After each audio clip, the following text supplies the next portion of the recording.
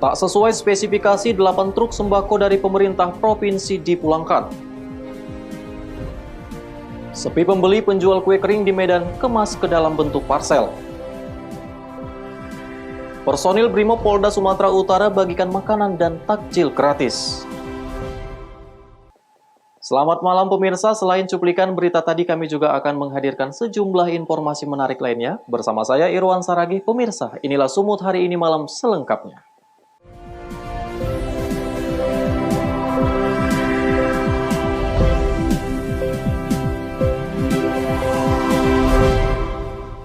Viral di media sosial, seorang anggota DPRD Provinsi Sumatera Utara memulangkan 8 truk yang membawa 78.000 paket sembako bantuan dari pemerintah provinsi kepada masyarakat Kabupaten Simalungun. Ia geram karena saat dilakukan pengawasan dan pengecekan, banyak sembako yang beratnya dikurangi seperti beras dan gula pasir.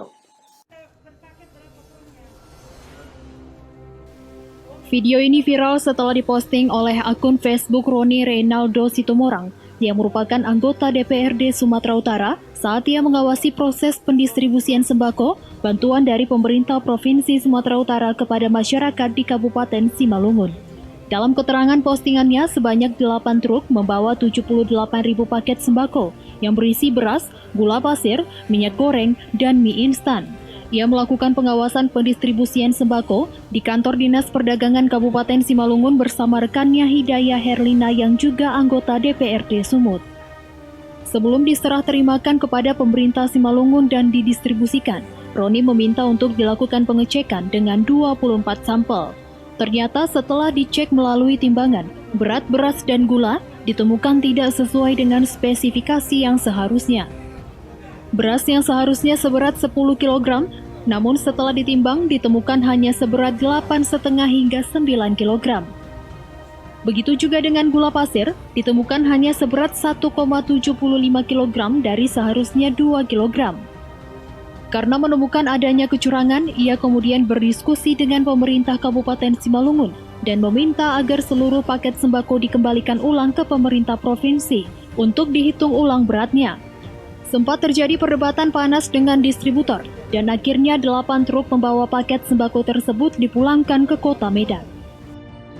Dalam postingan itu, Roni juga meminta maaf kepada masyarakat Kabupaten Simalungun karena penyaluran sembako terpaksa harus ditunda. Ia berjanji mengawal terus penyaluran sembako dan tidak ingin adanya pembohongan yang merugikan masyarakat. Ebit Master melaporkan untuk Evarina TV. Puluhan rumah warga di Kelurahan Hajoran, Tapanuli Tengah, Sumatera Utara diterjang gelombang pasang. Akibatnya satu unit rumah warga ambruk ke laut. Ketinggian gelombang mencapai 3 meter.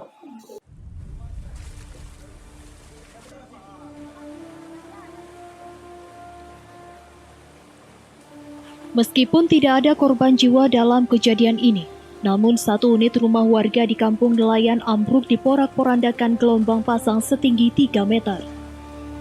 Gelombang pasang ini dipicu angin kencang yang melanda kawasan perairan pantai barat sejak 1 pekan terakhir. Yusmin Marbun, salah seorang warga mengatakan, sedikitnya puluhan rumah warga yang terletak di bibir pantai rusak dan diterjang ombak. Sebelumnya, angin kencang disusul gelombang pasang ini dianggap warga merupakan hal yang biasa. Warga bahkan tidak mengira jika dampak gelombang akan merusak rumah mereka.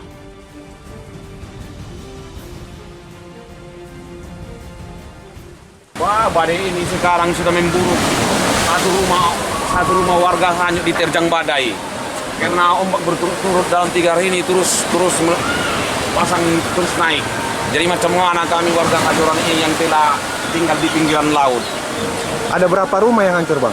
Yang terdaftar dulu satu rumah, dua gudang perebusan udah hancur, dan ada lagi rumah-rumah yang terancam. Sementara warga yang rumahnya ambruk diterjang gelombang pasang, kini terpaksa mengungsi ke rumah kerabatnya.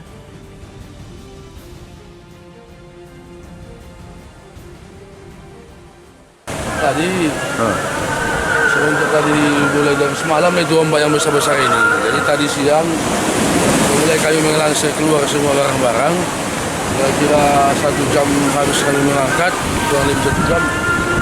Ombak semakin besar, ya dihantam dia lah, sampai huntu lah. Itu kira-kira jam berapa tadi, Bang? Kira-kira jam 5 tadi, jam 5 sore. Jam 5 sore ya?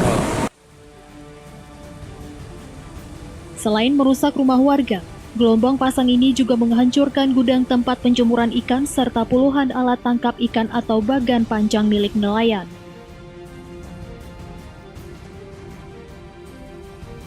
Baharudin Simanulang melaporkan untuk Evarina TV.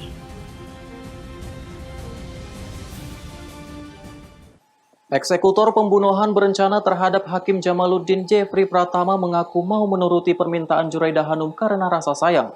Jeffrey mengaku memiliki hubungan asmara dengan Juraida Hanum sehingga mau melakukan pembunuhan berencana yang turut melibatkan adiknya.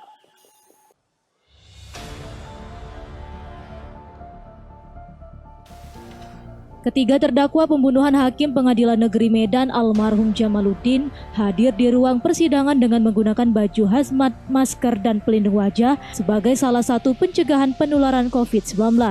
Ketiganya dihadirkan ke ruang persidangan untuk menjalani persidangan dengan agenda pemeriksaan terdakwa dan sebagai saksi mahkota. Terdakwa Reza Pahlevi dan Zuraida Hanum menjadi saksi mahkota untuk terdakwa Jeffrey Pratama. Reza Pahlevi yang merupakan adik dari terdakwa Jeffrey Pratama mengaku mau terlibat pembunuhan almarhum Jamaluddin karena diajak abangnya dan juga karena janji Zuraida yang akan menikahi abangnya. Selain itu, Zuraida juga berjanji akan membayar Jeffrey dengan uang 100 juta dan membiayai umroh. Menjadi saksi mahkota kedua, Zuraida Hanum yang merupakan istri almarhum dan juga sebagai otak pelaku mengaku membunuh suaminya karena sakit hati diselingkuhi dan dikasari oleh almarhum. Zuraida juga mengaku almarhum pernah mau memperkosa anak kandungnya. Mendengarkan pengakuan Zuraida, Hakim menyatakan kekesalan dan rasa sakit yang dialami Zuraida tidak setimpal dengan sengaja menghilangkan nyawa orang. Menjalani pemeriksaan sebagai terdakwa, Jeffrey Pratama mengaku semua yang dilakukannya sebagai eksekutor merupakan perintah dari Zuraida Hanum.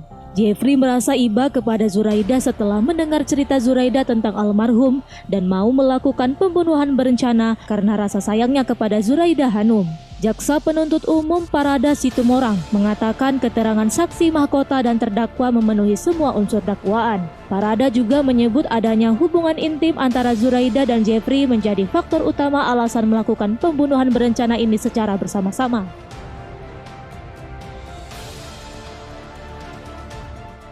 Kita mau mengungkap bahwa mengungkap alat bukti bahwa niat itu memang mereka rencanakan jauh. Niat itu harus diungkap. Apa yang membuat dia tertarik sehingga mau terlibat untuk melakukan kejahatan ini, kan begitu. Makanya hubungan emosionalnya harus kita ungkap ke persidangan. Kalau tidak ada hubungan emosional bagaimana? Kalau hanya sekedar duit, mobil kan tidak. Ternyata ada hubungan intim yang jauh lebih sudah dilakukan sehingga muncullah kerelaan untuk mengikuti permintaan. Ketiganya pun didakwa dengan pasal pembunuhan berencana. Zuraida, Jeffrey, dan Reza dijerat dengan pasal 340 atau 338 KUHP Jungto pasal 55 ayat 1 ke 1 dan 2 KUHP. Daniel Pekuali melaporkan untuk Evarina TV. Semut hari ini masih akan kembali sesaat lagi, tetaplah bersama kami.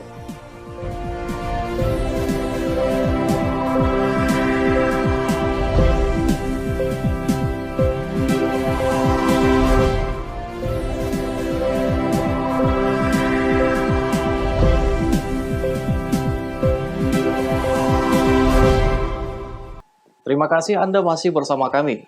Pemirsa, dalam menyiasati sepinya penjualan kue kering Lebaran di tengah pandemi COVID-19, membuat penjual kue kering harus kreatif. Salah satu caranya menjual kue kering dengan dikemas dalam bentuk parcel agar bisa dikirim kepada kerabat dan sanak saudara.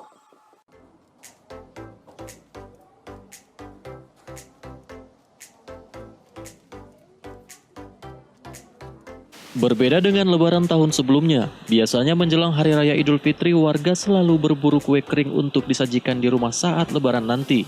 Namun di tengah pandemi COVID-19 ini, Penjual kue kering Mama Wots di Jalan Kenangan Raya Medan, Sumatera Utara mengeluhkan penjualan kue kering menurun dibandingkan tahun sebelumnya, yakni mengalami penurunan sebesar 50%. Menyiasati keadaan buruk ini, penjual kue kering harus memutar otak dengan cara menjual kue kering dalam bentuk parsel, yang tujuan mudah dikirim pelanggan kepada kerabat dan sanak keluarga. Hal ini dikarenakan pandemi COVID-19 yang tidak memungkinkan warga untuk berkumpul pada perayaan Hari Raya Idul Fitri 1441 Hijriah. Ika, salah seorang pembeli, mengatakan mengurangi pembelian kue kering karena tahun ini tamu lebaran pasti berkurang karena ada larangan dari pemerintah untuk berkumpul.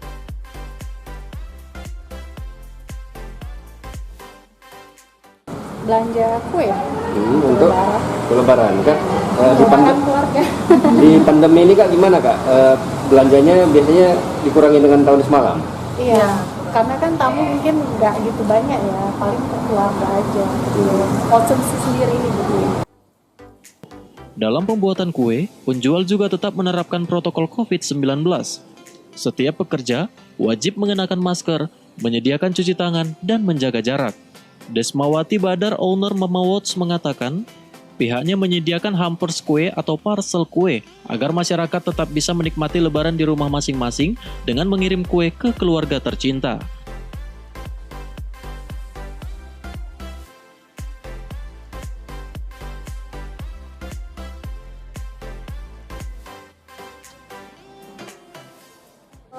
Seperti tahun semalam sepertinya agak berkurang ya, sekitar 50%, tapi kita juga tetap optimis karena beberapa hari ini kita mengharapkan kedatangan orang untuk membeli ke toko kita.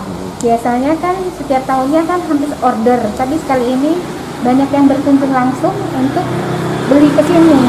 Jadi banyak hal yang kita siasati untuk tetap ramai dengan lebaran ini, orderan dengan mensiasatin kan tidak berkunjung, tapi saling membeli. Jadi kita ada paket di sini, hampers namanya kan, aneka cookies, kue, cake kita juga kasih. Kue dengan berbagai variasi ini dibanderol dengan harga mulai dari ratusan ribu rupiah. Tidak hanya varian-varian rasa kekinian, kue bawang dan juga kacang tojin tak lupa disediakan untuk perlebaran. Daniel Pekuali melaporkan untuk Evarina TV. Pemerintah Kabupaten Karo menerima ribuan paket bahan sembako dari pemerintah Provinsi Sumatera Utara untuk dibagikan kepada masyarakat yang terdampak COVID-19. Sebelum disalurkan kepada masyarakat, paket sembako terlebih dahulu diperiksa dan dicek menggunakan timbangan untuk memastikan jumlah dan berat sesuai dengan isinya.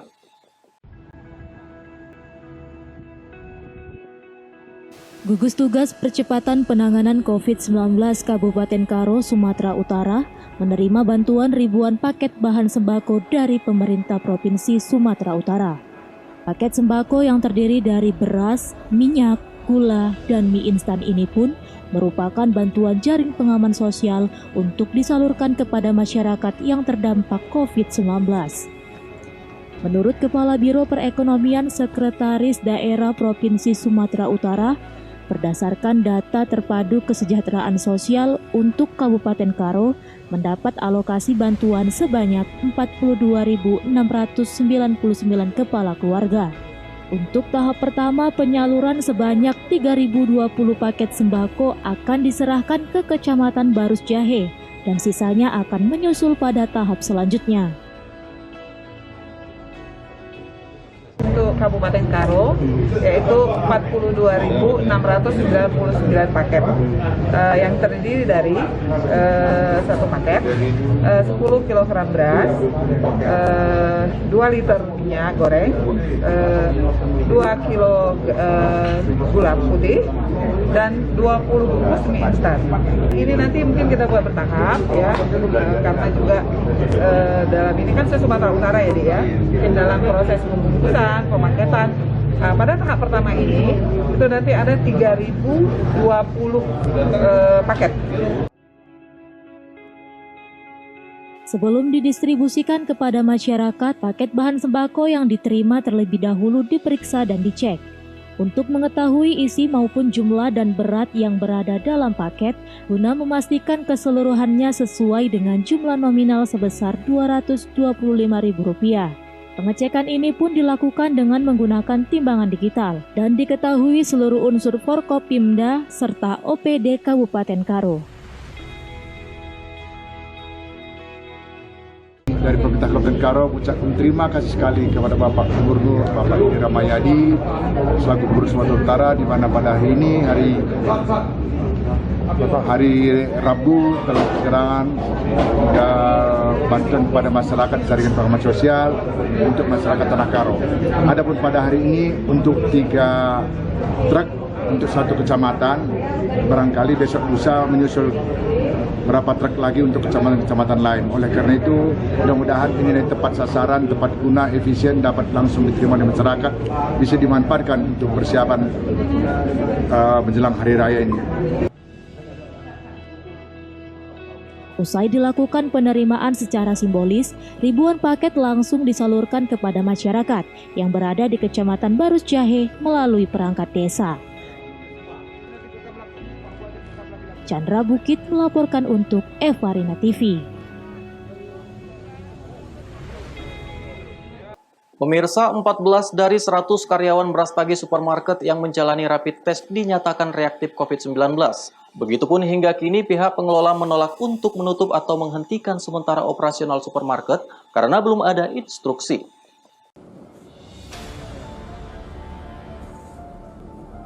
Pasca diketahui terdapat 14 dari 108 karyawan Brastagi Supermarket Medan dinyatakan reaktif COVID-19, pihak pengusaha supermarket belum berniat untuk menutup sementara supermarket tersebut. Bahkan pada saat tim gugus tugas datang dan melakukan rapid test terhadap pada karyawannya, supermarket tersebut masih tetap buka dan melayani pelanggan yang berbelanja. Salah seorang konsumen supermarket mengaku terkejut karena ada karyawan supermarket yang positif dan 14 orang lainnya dinyatakan reaktif COVID-19. Pelanggan tetap supermarket tersebut mengaku tidak ada pemberitahuan sama sekali. Hanya saja pihak supermarket terus mengumumkan melalui pengeras suara agar seluruh pengunjung menggunakan masker dan menjaga kebersihan.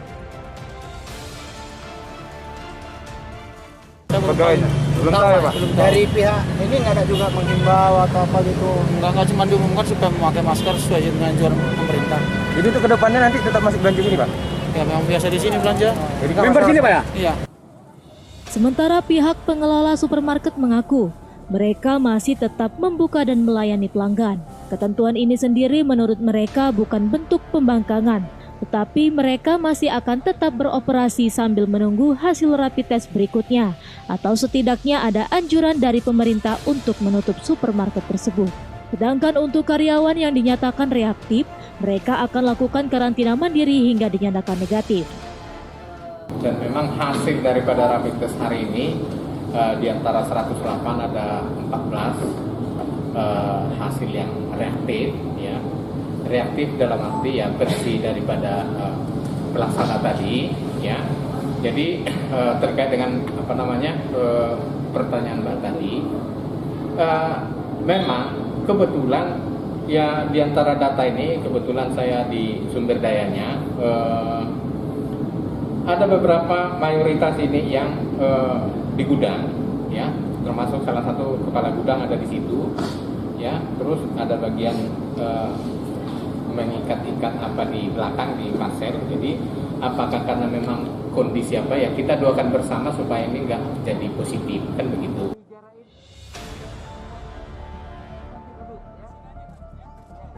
Sebelumnya, seratusan karyawan supermarket tersebut menjalani rapid test. Menyusul 1 karyawan di sana dinyatakan positif COVID-19.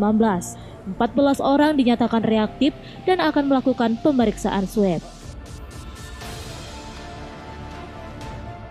Daniel Pekuali melaporkan untuk Evarina TV.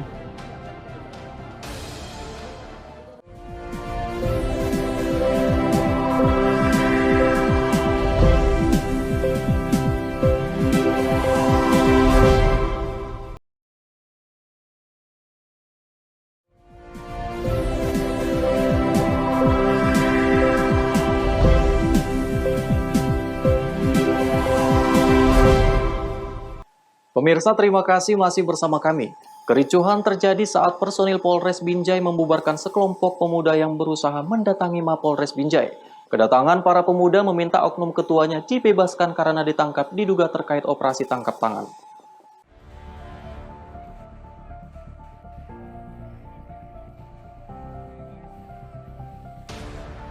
Kericuhan terjadi di depan Mapolres Binjai di Jalan Sultan Hasanuddin, Kelurahan Kartini, Kecamatan Binjai Kota, Kota Binjai, Sumatera Utara, Selasa malam. Polisi sempat mengeluarkan beberapa tembakan untuk melakukan penangkapan dan membubarkan sekelompok pemuda yang berusaha mendatangi Mapolres Binjai.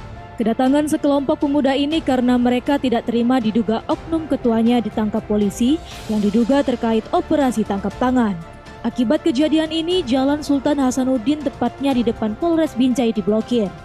Belum ada keterangan resmi dari pihak kepolisian terkait tentang kejadian ini.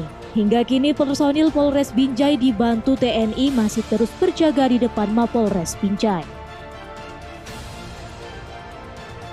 Wahyu Pratama melaporkan untuk Eva Rina TV. Satuan Brimob Polda Sumatera Utara menggelar kegiatan berbagi kasih dapur lapangan di kawasan Jalan GM Panggabean, Kota Medan, dengan membagikan ratusan paket makanan dan takjil kepada pengendara yang melintas sebagai bentuk rasa kebersamaan antara anggota Polri dan masyarakat.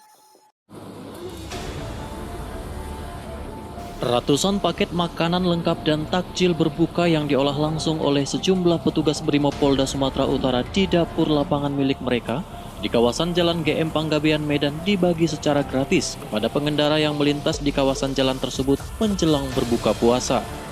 Pembagian paket takjil dan makanan ini selain untuk membantu masyarakat terdampak COVID-19, juga berbagi kasih dan rezeki, khususnya di bulan suci Ramadan. Sambil membagikan paket takjil dan makanan berbuka puasa, personil Brimob juga menghimbau kepada warga untuk tetap menjaga kesehatan saat berada di dalam rumah atau menggunakan masker jika melakukan aktivitas di luar rumah untuk memutus rantai penyebaran COVID-19.